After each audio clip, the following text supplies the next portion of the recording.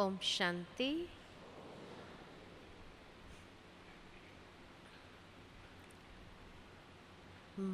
बाबा के अव्यक्त महावाक्य शांतिवन के प्रति जो बाबा ने वरदान दिया था वो याद आ रहा था कि बाबा ने कहा था कि शांतिवन अनेक आत्माओं को उड़ती कला में ले जाने के लिए या उड़ती कला का अनुभव कराने के लिए एरोड्राम बन जाएगा। और जब ऐसी भट्टियों के आयोजन को देखते हैं तो सचमुच अनेक आत्माओं को उड़ती कला का अनुभव सहजता से हो जाता है।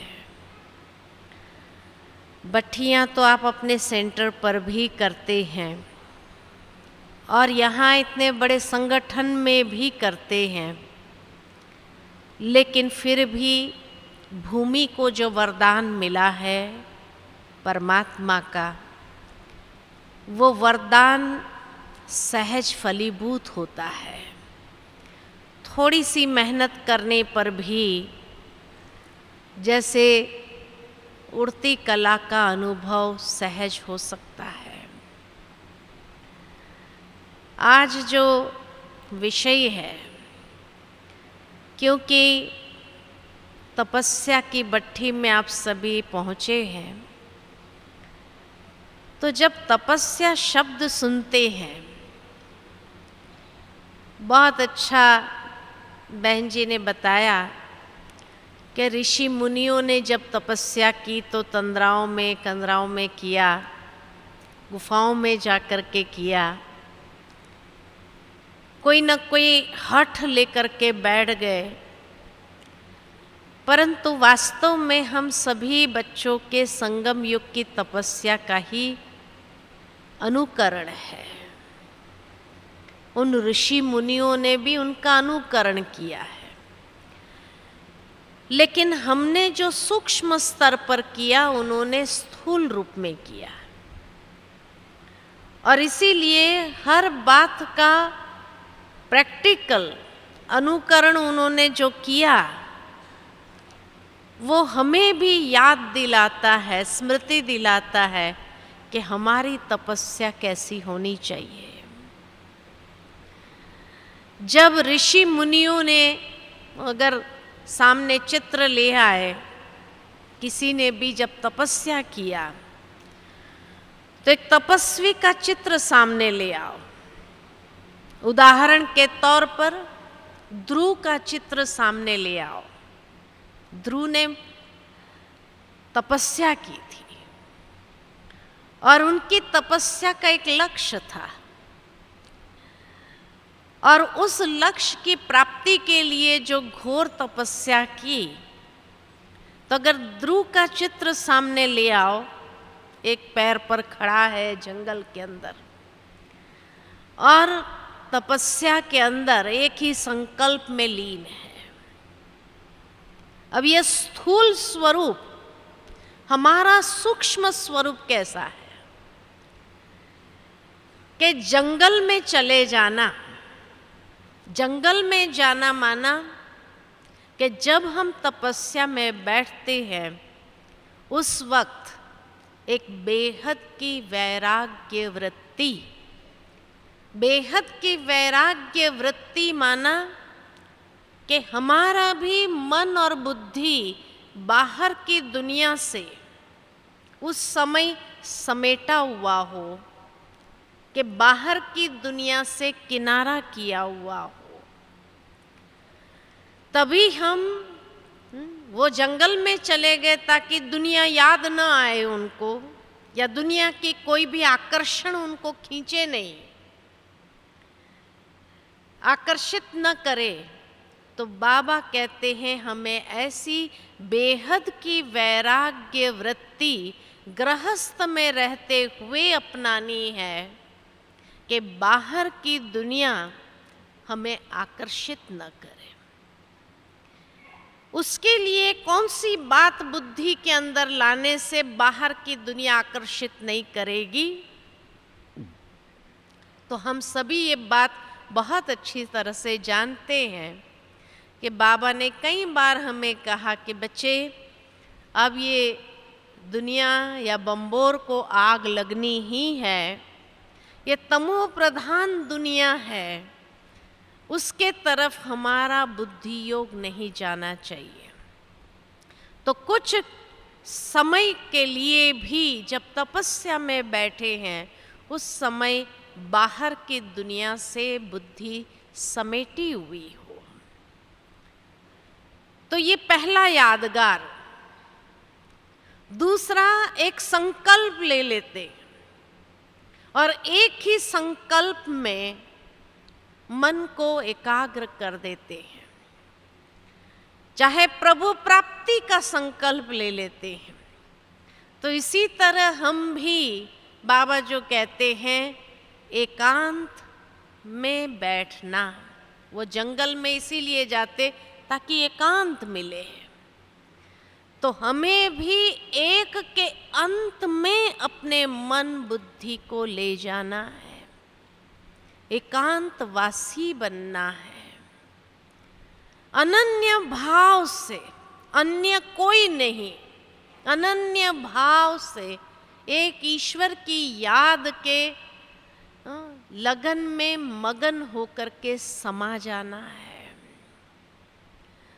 तो एकांतवासी बनना, अंतर्मुखी हो जाना और एक नामी होकर के एक की याद में बुद्धि को ले चलना,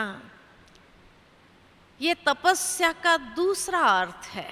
पहला अर्थ बेहद की वैराग्य वृत्ति, दूसरा अर्थ तपस्या माना एकांतवासी हो करके, अंतर्मुखी बन करके। अंतर्मुखी सिर्फ बाह्य मौन की बात नहीं है, लेकिन मन का भी मौन हो जाना और एक नामी होकर के, एक रस स्थिति में स्थित होकर के एक की लगन में मगन होना, ये तपस्या का दूसरा अर्थ है। तपस्या का तीसरा अर्थ, उसी चित्र को अगर देखें तो कितने दिनों तक जो पोस्चर अपनाया उसी पोस्चर में स्थित हो जाते हैं। यानी हठ से वो लोग उस पोस्चर को अपना लेते हैं। ऋषि मुनि भी कहते, ऋषि मुनि जब तपस्या करते थे तो उस पोस्चर में ऐसे बैठ जाते थे हठ के साथ कि पूरे वो पहाड़ जैसे खड़े हो जाए, उसके अंदर छिप जाते थे, उन्हें पता नहीं चलता था। तो हठ से वो बैठते थे। लेकिन बाबा ने हमें किसी चीज की हठ करने के लिए नहीं कहा, लेकिन उनकी हठ हमारा यादगार है, हमारा दृढ़ता संपन्न अभ्यास करने का। कि जब एक दृढ़ संकल्प लेकर के हम अभ्यास आरंभ करते हैं, हर बार जब बट्ठी रखी जाती है तो बट्ठी का एक लक्ष्य दिया जाता है कि ये बट्ठी का लक्ष्य क्या है, और फिर उस लक्ष्य के लिए दृढ़ता संपन्न अभ्यास करते हैं, दृढ़ संकल्पधारी हो जाते हैं। उनको दृढ़ संकल्पधारी बनना नहीं आया तो हठ योगी बन गए, हठ से अभ्यास किया। वास्तव में दृढ़ता संपन्न अभ्यास। बाबा ने ये बात कई बार अव्यक्त मुरलियों में बताई है कि बच्चे, जो अभ्यास आप करेंगे, करते रहेंगे, अंतिम समय वो अभ्यास आपको खींचेगा उस स्थिति में। इसीलिए बाबा कहते हैं कि अभी जो हम कर रहे हैं, अभ्यास डेवलप कर रहे हैं अपना, तो दृढ़ता संपन्न अभ्यास वो अंतिम समय ये अभ्यास हमें खींचेगा अपने ओर। इसीलिए ये अभ्यास को जारी रखना है। ये नहीं कि पता नहीं होगा नहीं होगा, नहीं, क्योंकि सारा मदार अंतिम समय की स्थिति पर है। वहां तक कि बाबा ने कहा कि अभी तक कोई सीट फिक्स नहीं हुई है, पहला 2 नंबर फिक्स हुआ है। चलो हम मान ले कि उस समय 2 नंबर फिक्स हुआ था, आज 8 नंबर तक फिक्स हो गए होंगे, लेकिन बाकी तो सारी सीट खाली है। तो जब बाकी सारी सीट खाली है, अभी तक कोई फाइनल नहीं हुई है, क्योंकि अंतिम समय पर सारा मदार है। अंतिम समय की स्थिति कैसी है? तो जो जीवन भर अभ्यास किया होगा, अंतिम समय वो अभ्यास हमें आकर्षित करेगा उस और वही हमारी सीट को फाइनल करेगा। इसीलिए कई लोग सोचते हैं अगर अंतिम समय का ही आधार है फाइनल सीट का, तो पुरुषार्थ क्यों करें? नहीं, जो अभ्यास करेंगे वो अभ्यास हमें खींचेगा। जैसे दुनिया में एक साधारण सी बात अगर हम ले ले कि किसी को जैसे कुछ भी होता है तो किसी के मुख से निकलता वो बाबा, हाँ, कुछ भी हुआ वो बाबा। किसी के मुख से ओ माँ, माँ निकलता है। किसी के मुख से हे भगवान ये निकलता है। तो जब भी कुछ होता है तो वही शब्द निकलता है। तो अंतिम समय जब कुछ होता है तो क्या निकलेगा? वही शब्द निकलेगा।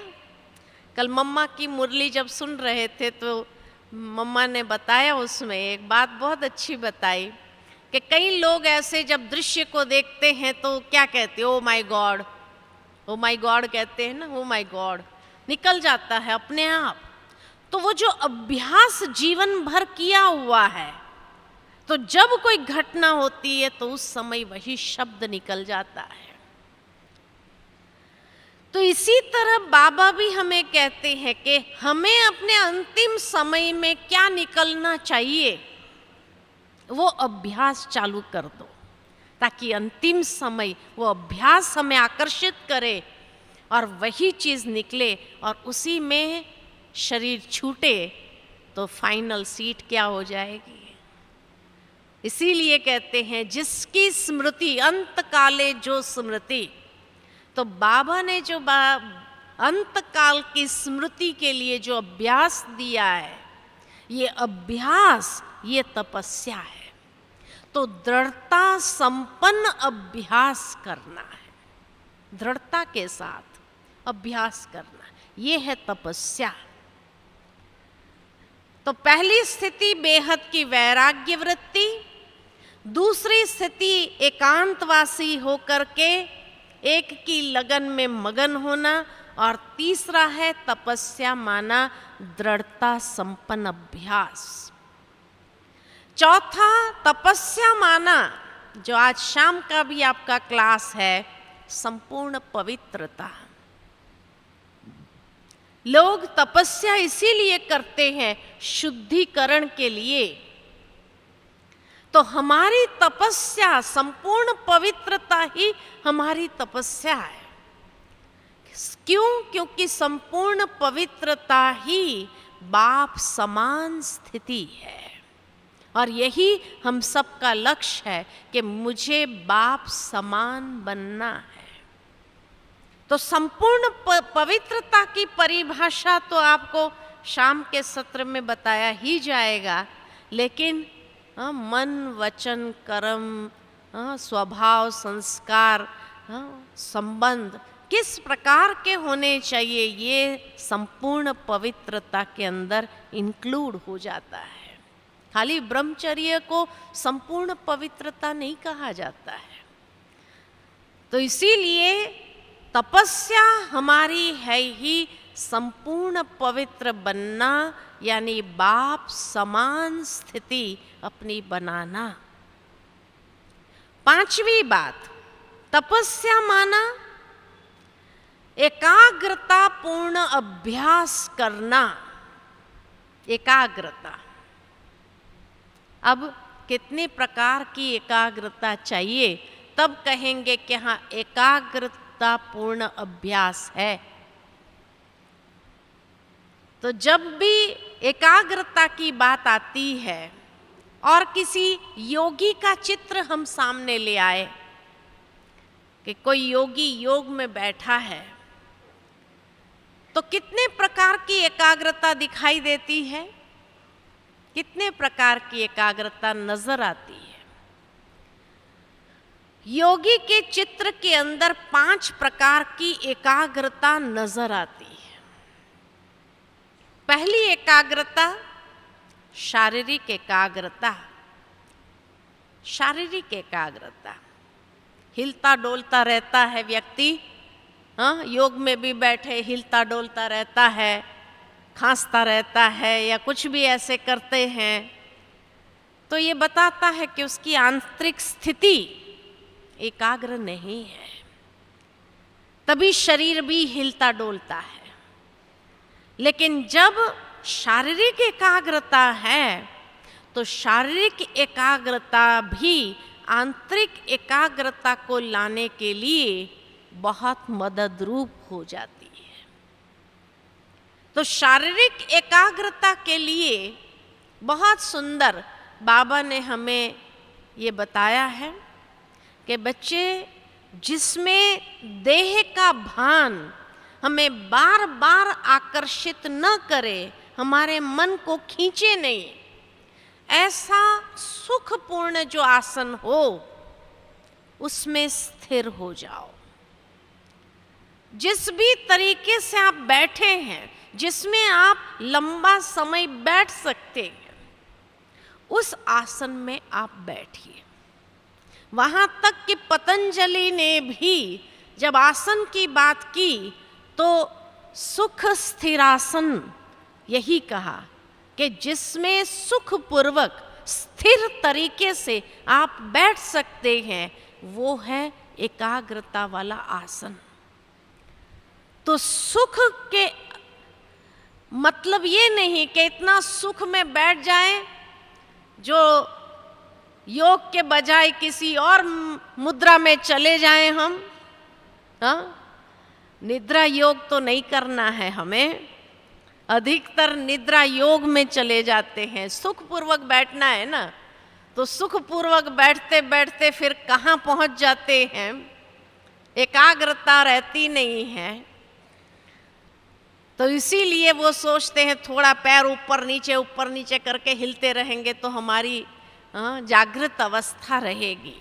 नहीं, ऐसी बात नहीं है कि आप हिलते रहेंगे तभी आपकी जागृत अवस्था रहेंगी। अक्सर आप देखेंगे कि जिस समय आप हिलेंगे ना, आपकी मुंडी इधर उधर जरूर जाएगी, दूसरे क्या कर रहे हैं वो देखने के लिए जरूर जाएंगे। और फिर हमारे संकल्प चलते हैं देखते हुए, ये सोया हुआ है, ये उबासी ले रहा है, तो जो हमें सुनाया जा रहा है, ये हमारा बुद्धि योग जो लगना चाहिए वो नहीं लगता है। तो इसीलिए शारीरिक एकाग्रता मन की एकाग्रता को लाने में भी मदद करता है। तो इसलिए जितना हमारा अलर्ट आसन हो, लेकिन शारीरिक एकाग्रता हो। जब ब्रह्मा बाबा को देखते हैं कोई भी चित्र के अंदर, जब योग में बैठा हुआ ब्रह्मा बाबा का कोई भी चित्र देखो, आप सोचो बाबा की आयु 93 इयर्स की थी, लेकिन 93 इयर्स की एज में भी बिना सहारे आप ऊपर जाएंगे, या गए होंगे तो आपने देखा होगा हिस्ट्री हॉल के अंदर जिस चौकी पर बाबा मम्मा बैठते थे, पीछे सहारा नहीं होता था, खाली चौकी होती थी जिस पर बाबा बैठते थे, मम्मा बैठते थे। एट द एज ऑफ 93 भी बाबा सपोर्ट लेके नहीं बैठते थे, लेकिन फिर भी बाबा का पोजीशन एकदम सीधा टटार, एकदम पीठ एकदम सीधी, पैर पर पैर चढ़ा हुआ, अर्ध पद्मासन में हमेशा बाबा एट द एज ऑफ 93, हम ये नहीं कहेंगे कि आप भी यही पोजीशन में बैठो।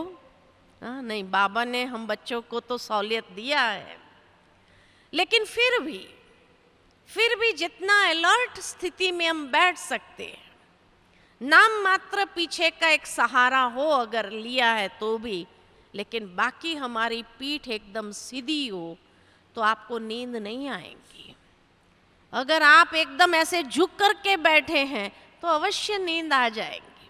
लेकिन योग माना अगर मैं तपस्या में बैठी, तो तपस्या में कैसे बैठना होता है? एकदम सीधा, पीठ एकदम सीधी हो, तब जाकर के नींद भी नहीं आएंगी। आपका संपूर्ण कंट्रोल अपनी कर्मेंद्रिय के ऊपर हो और फिर आप योग अभ्यास करिए। तो इसलिए बाबा मम्मा का जब चित्र देखते हैं तो उस चौकी को याद करिए कि अगर उस चौकी पर आज मुझे बैठना हो तो हम कैसे बैठेंगे।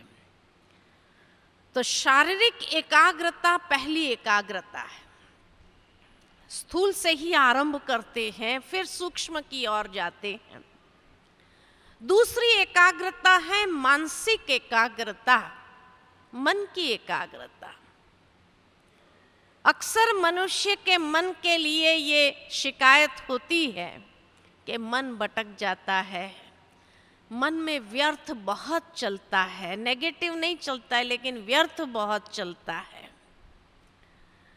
तो सबसे पहले तो ये व्यर्थ के लीकेज को कम करना है या बंद कर देना है, क्योंकि जब एक तरफ हम अपना जमा कर रहे हैं एकाग्रता की शक्ति के माध्यम से, अगर व्यर्थ है तो सारा लीकेज है, वो जमा नहीं हो रहा है।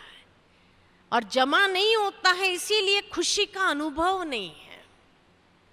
लेकिन जब हमारा जमा का खाता हो रहा है तो अंदर में खुशी का अनुभव स्वतः होने लगता है। तो जब बैठे तो एक उमंग उत्साह के साथ बैठे। किससे मिलने के लिए आज हम बैठे हैं इस तपस्या के अंदर? बाबा से मिलना है। परमात्मा से मिलने का यह सौभाग्य सिर्फ संगम पर ही प्राप्त होता है। तो इस तरह से खुशी में बैठे, मन को उमंग उत्साह में ले आए और बैठे तो व्यर्थ संकल्प नहीं चलेगा। अगर व्यर्थ चलता है तो क्या करना चाहिए? व्यर्थ अगर चलता है तो महसूस करते ही कि मन के अंदर व्यर्थ संकल्प आरंभ हुआ, महसूस करते ही मन को एक दिशा दे दो। चाहे मुरली की पॉइंट को याद करो कि आज बाबा ने मुरली में क्या बात सुनाई, उस पॉइंट में अपने आप को ले चलो, एक दिशा दे दो माइंड को, ताकि समर्थ संकल्प हमारा क्रिएट होना शुरू हो।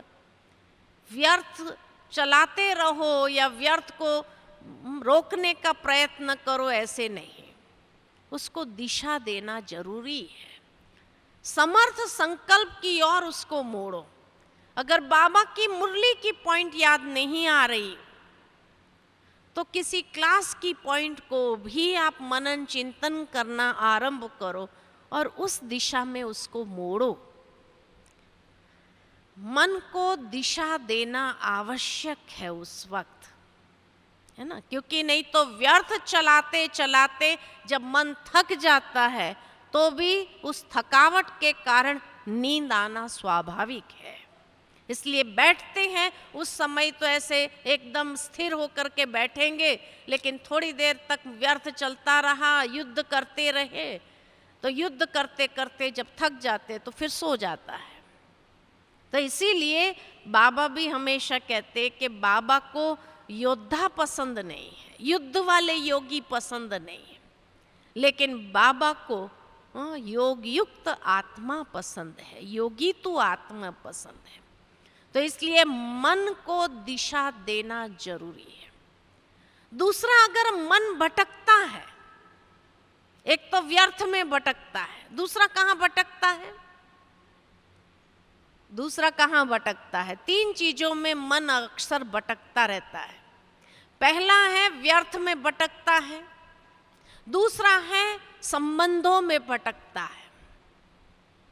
हाँ, कभी कौन से संबंधी याद आ जाएंगे, कभी कौन से संबंधी याद आ जाएंगे।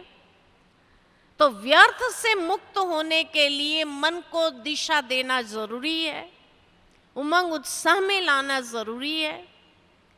अच्छा, संबंधों में जब भटकता है तो उसको भी तुरंत महसूस करते ही ट्रांसफर कर दो कि बाबा के साथ मेरे सर्व संबंध है, और बाबा के साथ के एक एक संबंध का अनुभव करना हम आरंभ करें। आज बहुत अच्छा लगा, आज आप लोगों को विशेष बाबा को साजन के रूप में एक पत्र लिखने के लिए जब कहा तो अच्छा महसूस के उस बहाने से भी आप उस संबंध में मन को रमण कर सकते हैं, ले जा सकते हैं। और जब मन उन संबंधों में रमने लगेगा तो फिर आपका कोई भी दैहिक संबंध आपके मन को खींचेगा नहीं। तो इसीलिए बाबा के साथ के सर्व संबंधों के सुख का रस का अनुभव करो, उसमें मन को समा जाए, उसमें ले चलो, तो ये शिकायत समाप्त हो जाएंगी कि मन भटकता है। और तीसरा किस में भटकता है? कोई ना कोई इच्छाओं के पीछे भटकता है। आज कोई इच्छा है, कल कोई इच्छा है, तो इच्छाओं में भटकता है। तो इसीलिए बाबा कहते हैं कि उस समय यही सोचो कि जो पाना था वो पा लिया, अब काम क्या बाकी रहा। तो बाबा से जब सर्व प्राप्ति का अनुभव अगर होगा तो फिर मन इधर उधर इच्छाओं में भटकेगा नहीं, ये चाहिए वो चाहिए में भटकेगा नहीं। तो इसीलिए मन को कोई न कोई संबंधों में सुख के रस में उसको ले चलो, और या सोचो कि बाबा ने मुझे सर्व प्राप्ति संपन्न बना दिया, अब मुझे और कुछ नहीं चाहिए। तो इच्छा मात्र अविद्या की स्थिति हो जाएगी, तब मन की एकाग्रता बनने लगेगी। दूसरा, जैसे कहा, मन को एक लक्ष्य दे दो, क्योंकि लक्ष्य देने से वैसे लक्षण आने लगेंगे। साथ ही साथ जैसे कोई बच्चे को लक्ष्य देने के लिए उसको रेखा के अंदर रखना पड़ता है, इसी तरह मर्यादा की रेखा में मन को भी बांधना पड़ता है, तब मन एकाग्र हो सकता है। अगर रेखा नहीं है, मर्यादा की रेखा में नहीं बांधा, तो मन कहाँ भी घूम के आएगा, कहाँ भी चला जाएगा, और फिर हमारी यही शिकायत बनी रहेगी, मन एकाग्र नहीं होता है, बहुत मुश्किल है। तो ये तीन बातों से, व्यर्थ से, संबंधों से, इच्छाओं से मुक्त करने के लिए मन को लक्ष्य दिया जाए, और उस लक्ष्य के साथ साथ उसको एक रेखा के अंदर, मर्यादा की रेखा के अंदर उसको बांधना जरूरी है। नहीं तो ये तूफानी घोड़ा ऐसा है जो बेलगाम होकर के भटकता रहेगा, इसीलिए उसको बांधना जरूरी है। घोड़े को भी इसीलिए बांधते हैं, रस्सियों से बांधते हैं। तो इसी तरह मन को भी मर्यादा की रेखा में बांधना जरूरी है, तब मन की एकाग्रता को विकसित करना आसान है। तीसरी एकाग्रता, हाँ, तो पहली शारीरिक एकाग्रता, दूसरी मानसिक एकाग्रता, तीसरी बौद्धिक एकाग्रता। क्योंकि मन और बुद्धि दोनों को बाबा में लगाना है, हमारा बुद्धि योग है, तो मन मना भव और बुद्धि योग, तो बौद्धिक एकाग्रता भी जरूरी है। तो बौद्धिक एकाग्रता लाने के लिए आदरणीय दादी जानकी जी हमेशा ये बात कहती है कि मन को, बुद्धि को क्लीन एंड क्लियर रखो। बुद्धि हमारी स्वच्छ, क्लीन और क्लियर माना फोकस्ड हो, क्लियर एकदम स्पष्ट हो। तो स्वच्छ और स्पष्ट, जितनी बुद्धि हमारी स्वच्छ और स्पष्ट है उतनी एकाग्र करना उसको आसान है। बुद्धि के अंदर जितना मैलापन है, क्योंकि बुद्धि माना हमारी विवेक शक्ति, और विवेक अगर गलत दिशा में दौड़ रहा है तो बौद्धिक एकाग्रता को लाना बड़ा असंभव है। इसलिए क्लीन एंड क्लियर जितना है तो कंफ्यूजन नहीं होगा। बुद्धि के अंदर स्थिर है, स्पष्ट है और स्वच्छ है। तो जहाँ स्वच्छता है, स्पष्टता है, वहाँ स्थिरता बुद्धि की आ जाती है। तो ये 3 चीज बुद्धि के लिए जरूरी है, स्वच्छता, स्पष्टता और तभी बौद्धिक स्थिरता हमारी आ सकती है। दूसरा, बुद्धि को कंस्ट्रक्टिव बनाए, क्रिएटिव बनाए, डिस्ट्रक्टिव नहीं बनाए।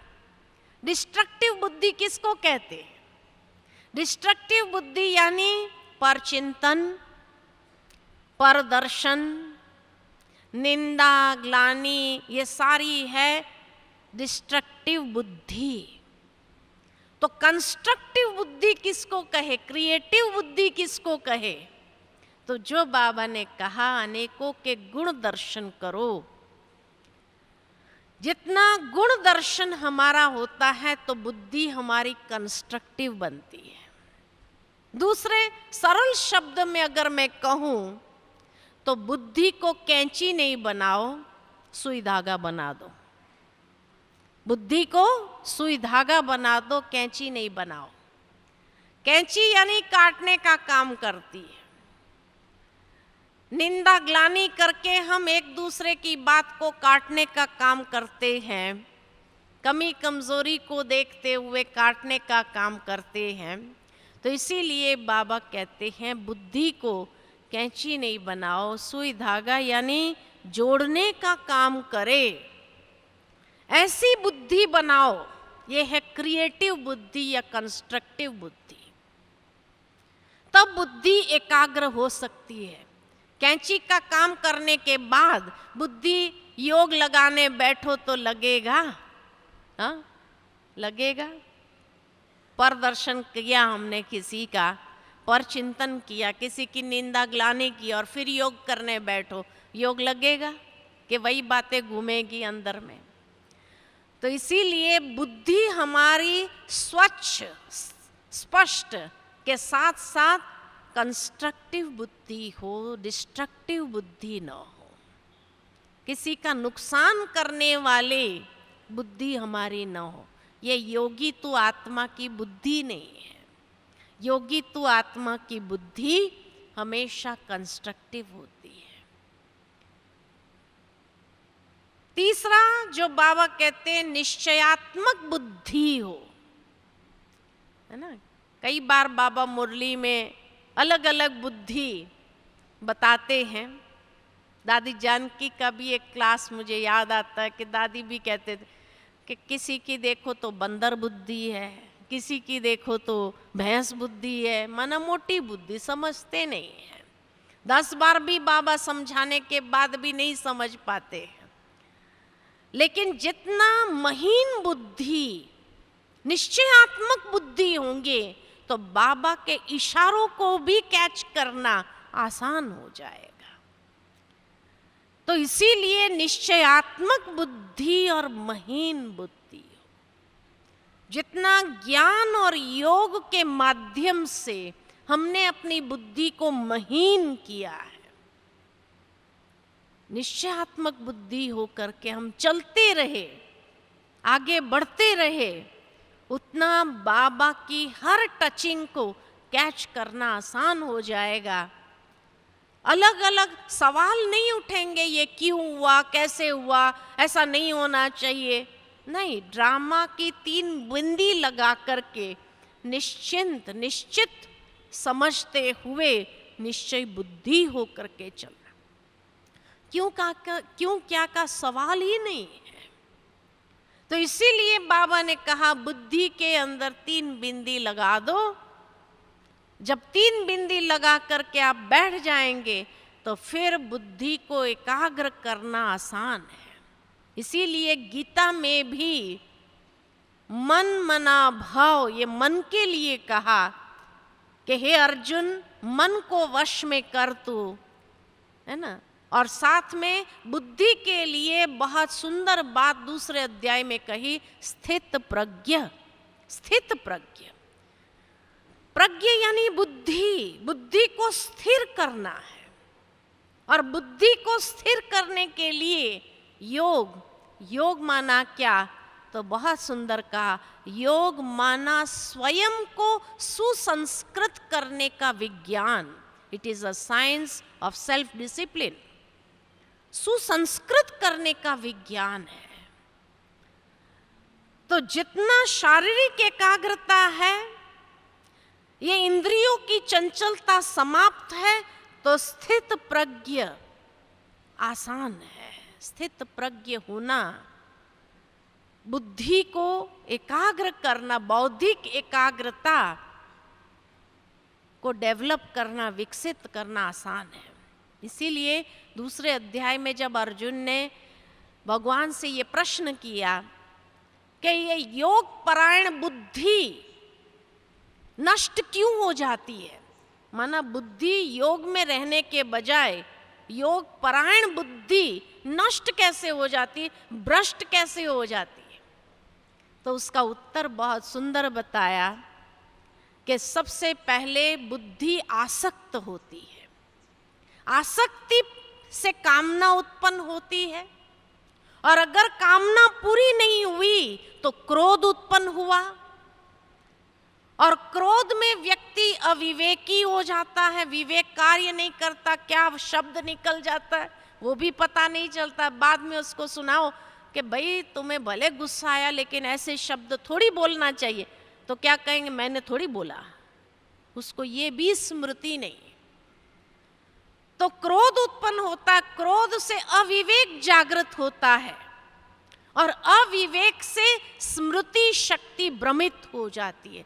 जो स्मृति स्वरूप होना है वो स्मृति भ्रमित हो जाती है, और जब स्मृति भ्रमित होती है तो योग परायण बुद्धि नष्ट हो जाती है। ये द्वार बताया पूरा कि योग परायण बुद्धि हमारी नष्ट या भ्रष्ट कैसे हो जाती है।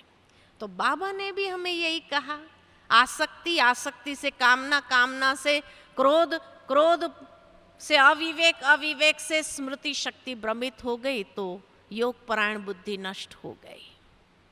इसीलिए बुद्धि की जो पराकाष्ठा है, ज्ञान को हजम करते हुए बुद्धि की जो पराकाष्ठा को प्राप्त करना है, उस ज्ञान का बुद्धि के अंदर समावेश करते हुए उस पराकाष्ठा तक पहुंच नहीं पाते।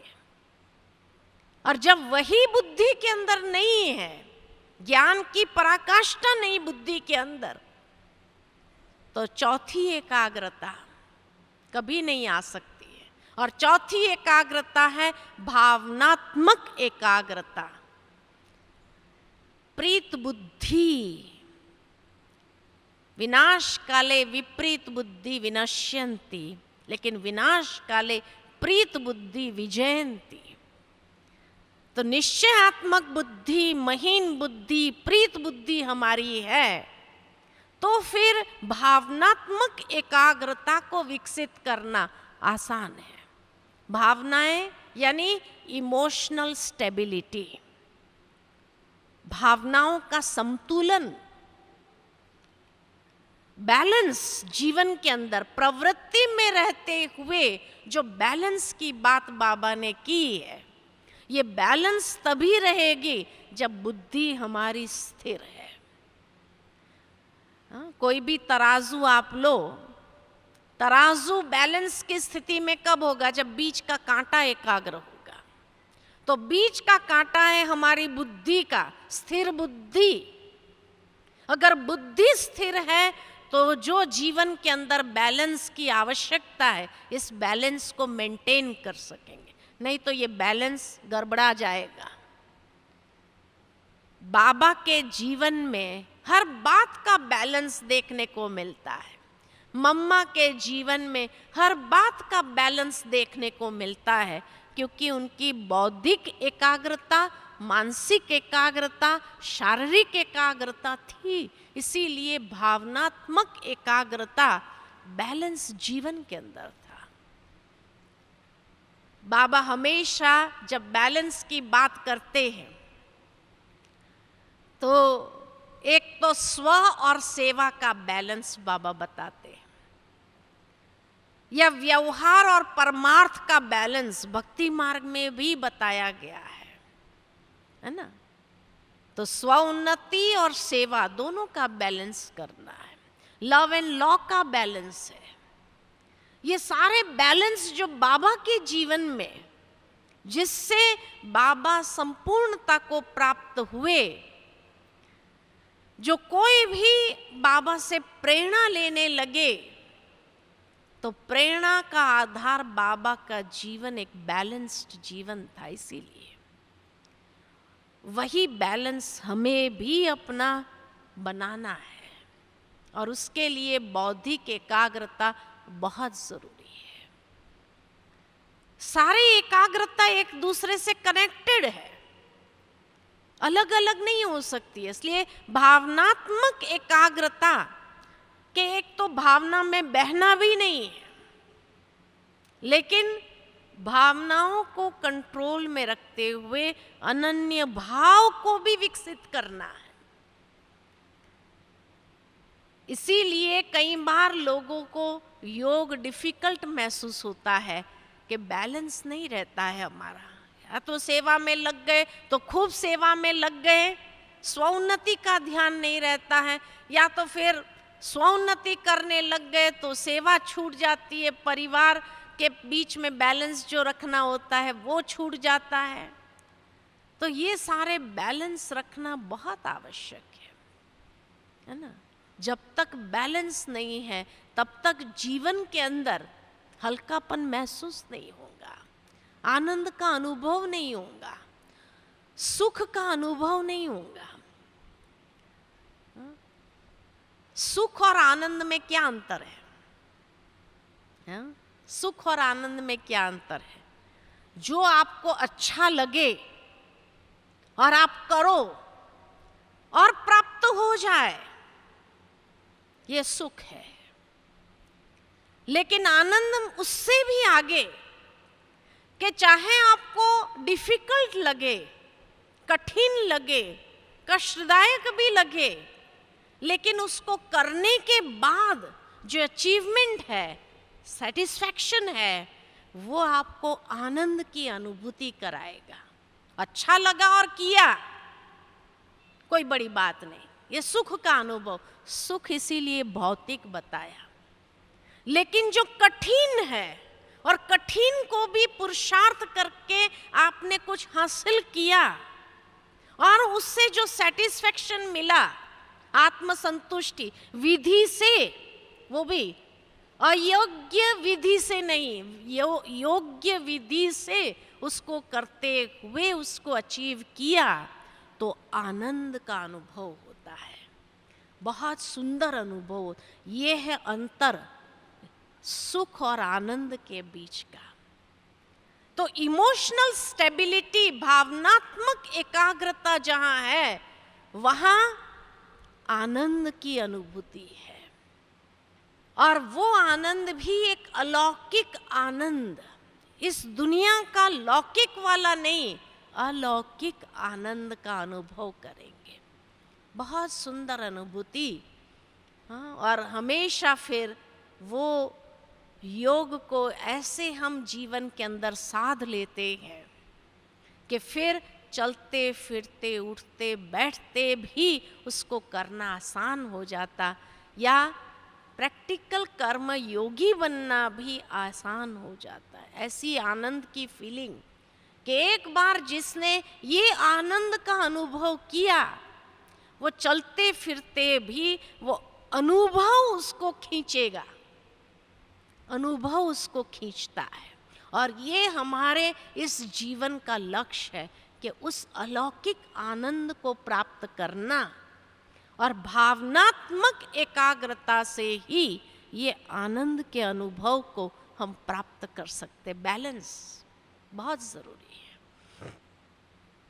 और तब पांचवी एकाग्रता फिर स्मृतियात्मक एकाग्रता, यानी स्मृति स्वरूप हो जाना। और स्मृति स्वरूप हो गए उसका प्रमाण जो कहा जाता, नष्टो मोहा स्मृतिर्लब्धा, कि उसके बाद कोई भी चीज हमें खींच नहीं सकती है। कल मम्मा की मुरली जब सुन रहे थे तो मम्मा यही बात कह रही थी बार बार, कोई चीज तो है, कोई चीज तो है जो हमारे मन को खींच रही है, कोई चीज तो है जो हमें दुख का अनुभव करा रही है, कोई चीज तो है। तो ये जो मम्मा के शब्द में कि स्मृतियात्मक एकाग्रता यानी नष्ट मोह, कि कोई भी चीज हमारे को अपने और खींच नहीं सकती है, ऐसे लंगर उठ जाता है। और ऐसा लंगर जब उठ जाता है और बस बाबा में, यानी आत्म अभिमानी स्थिति निरंतर बन जाती है। स्मृतियात्मक एकाग्रता यानी स्मृति स्वरूप, सुसमर्थ स्वरूप, नेचुरल, निरंतर हमारा बनने लगता है। तो ये है संपूर्ण स्थिति कि जब अंतिम अध्याय में जब भगवान ने अर्जुन से पूछा कि अब तेरा मोह नष्ट हो गया, तो ये पराकाष्ठा बता दी, अलग अलग तरीके से योग के माध्यम से अभ्यास करते हुए उस स्थिति को प्राप्त करने की। और तब अर्जुन ने कहा अब मेरा मोह नष्ट हो गया है, अब मुझे अपने शरीर में भी वो मोह नहीं रहा। इतना डिटैचमेंट, इतना न्यारापन अपनी देह से भी।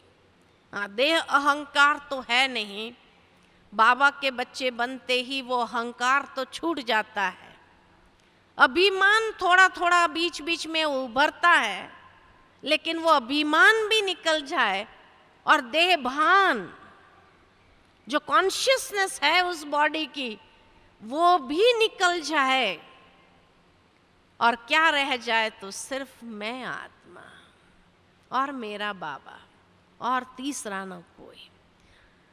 ये स्मृति स्वरूप जब हम बन जाते हैं तो समर्थी आने लगती है, और यही यथार्थ तपस्या है, यही यथार्थ तपस्या है। अभ्यास से ही उसको प्राप्त कर सकते हैं। तो इसीलिए ये 5 प्रकार की एकाग्रता यथार्थ तपस्या हमसे करवाती है। तो शारीरिक एकाग्रता उसमें महत्वपूर्ण बेस है, फाउंडेशन है, जिस फाउंडेशन पर हमें अपने इस पुरुषार्थ की बिल्डिंग को भी बढ़ाना है। ठीक है? अच्छा, ओम शांति।